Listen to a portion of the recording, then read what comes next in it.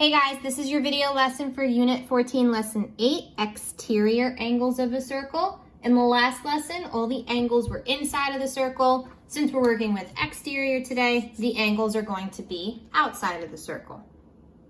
Go ahead and answer your do now question and then hit resume when you are ready to move forward. The circle O with tangents. So remember, tangent means it hits the circle once. So it says tangent AB hits the circle once right there. Tangent AC hits the circle once right there. Answer each of the following questions. First, connect O to C and connect O to B. So connect the center, any straight edge you could find, to C, and connect it to B, creating angle BOC. Okay, angle BOC. If the measure of angle BOC is 130 degrees, what is the measure of the minor arc BC? Okay, so think about what minor means. If I'm talking about arc BC, if you really think about it, it's not specific enough. Because if I connect B to C in this direction, that accounts for one arc BC. That would be called arc BC. But I could also be talking about this part, connecting B to C. Okay, so do you see how both of those would be called arc BC, but clearly they're going to have two different measures.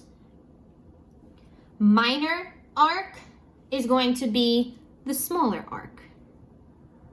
Okay, and the smaller arc is clearly this one in here.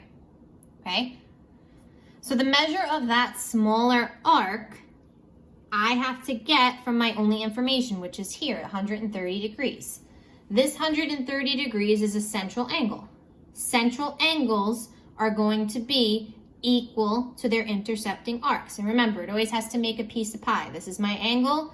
This is going to be my equal arc.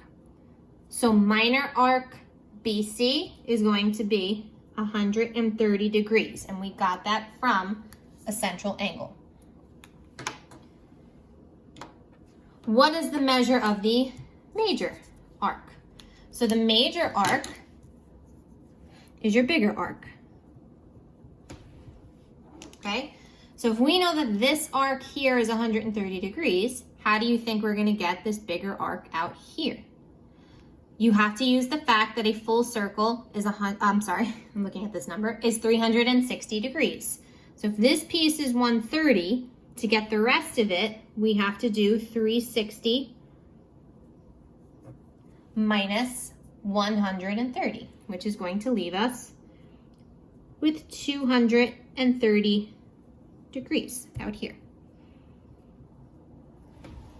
So just by knowing that one angle, we were able to get this minor arc, and now we have the major arc. Next, find the difference of these intercepted arcs from parts B and C. So difference means to subtract. So the two arcs that we got was this 130 and this 230. If we subtract those numbers, 230 minus 130, we are left with 100. Lastly, divide your answer from part D by 2. 100 divided by 2 is 50. That is going to be the measure of the angle formed between the two tangents. So the tip of the party hat up here is going to be the 50 degrees we just got. Okay, and that's going to be one of your rules for an exterior angle.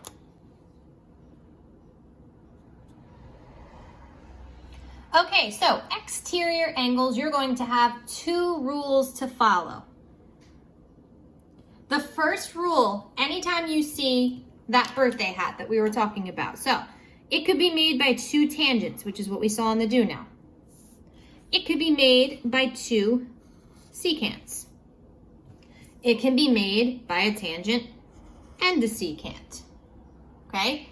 No matter what, all three of these are going to follow the same rule that we just did for the do now, which is going to be half of the difference of the arcs.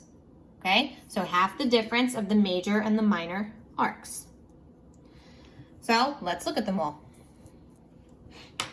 You're considering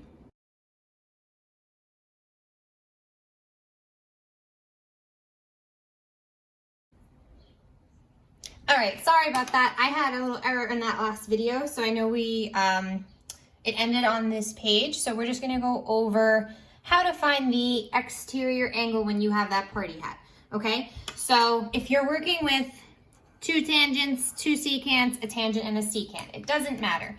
To get this angle out here, okay? This angle out here is always going to be equal to half the difference of those two arcs. And it's always going to be your major arc, so the bigger arc, minus the smaller arc, okay?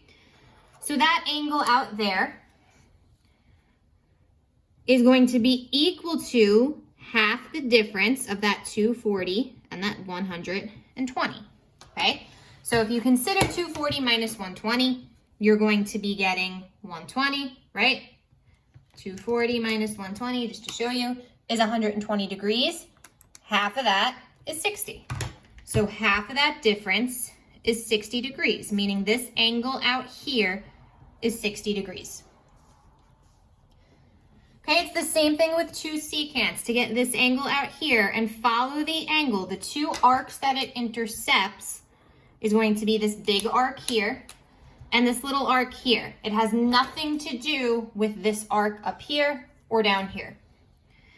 Again, that angle is going to be equal to half the difference of those arcs. 1/2 the difference of 100 minus 30. Okay, 100 minus 30 we know is 70, and half of 70 is 35 degrees. This angle out here, 35 degrees.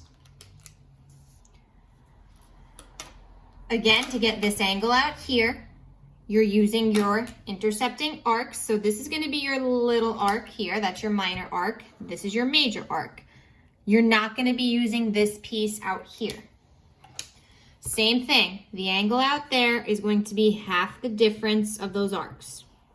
So that angle is going to be half the difference of 164 and 70. 164 minus 70 is 94. Half of 94 means that that angle is 47 degrees. Okay? So that's the rule you're going to follow there anytime you have that party hat. So it's really, if the angle's outside of the circle, you're doing half the difference of the intercepted arcs. Your only other situation, and it's only because that tangent's outside the circle, okay, would look like this, but because the vertex of that angle is still on the circle, it follows the same rule for inscribed angles. When the angle is on the circle, it's going to be equal to half of the intercepted arc. So if we're working with this arc here, that's 148 degrees, that angle is going to be half of that 148 degrees, meaning it's going to equal 74 degrees.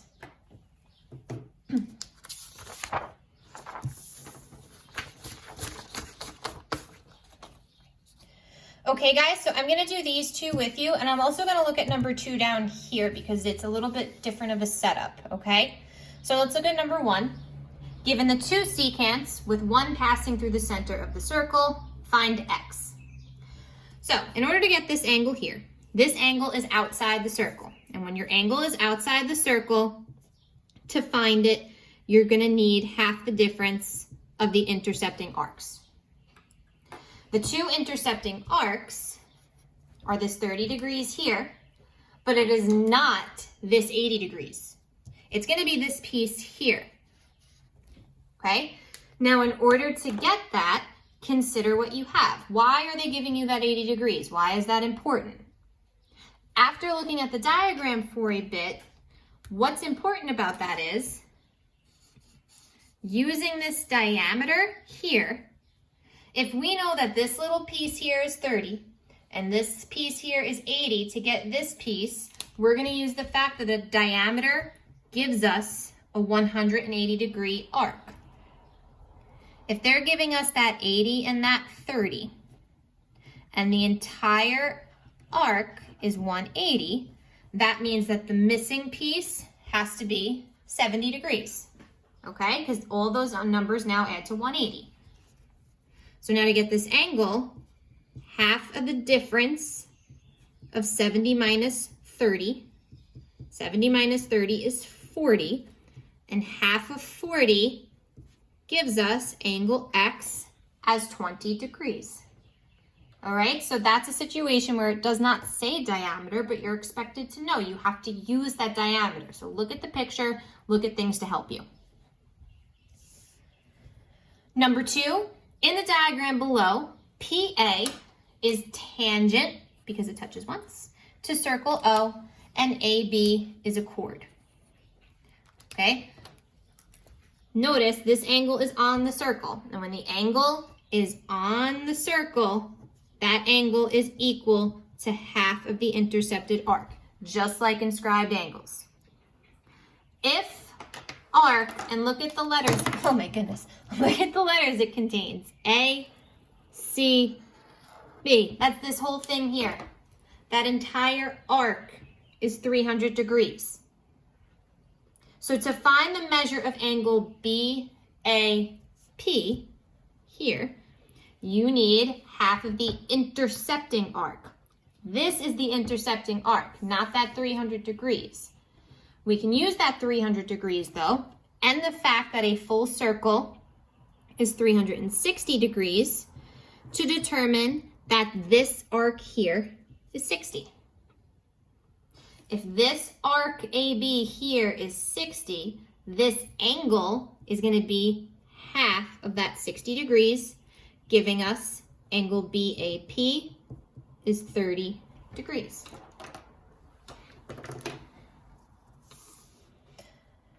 Okay, so you're going to finish the rest of the packet, but like I said, I want to look at number 2 with you. Given two secants, find the measure of arc X. Okay?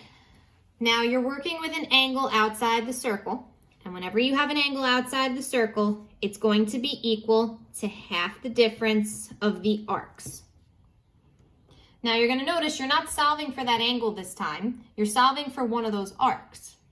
Substitute in accordingly though. 50 degrees is representing the angle. 1/2 of the difference being between your major arc and your minor arc. In this case, that's going to be 170 minus X. Okay? The angle is half the difference of these two arcs. Now, the next thing that you should be doing algebraically, you're not going to distribute, okay? You don't want to add more to it. Your whole purpose here now is to solve for X. So you want to take away these pieces and move them to the other side. To move 1/2 to the other side, we're just going to multiply both sides by 2, right? 50 times 2 is 100. And now here, all you're going to be left with is 170 minus X. Subtract the 170 over, we're going to be left with negative 70 equals negative X. And you should remember from algebra that to get rid of that negative, it's just dividing by a -1. And that's going to give you that missing arc there. So be mindful, you're going to have situations where you're going to have to set this up and solve for one of those two arcs, either the major or the minor arc. Otherwise, you're either following this rule, or if the vertex is on the circle, you're working with half of the arc.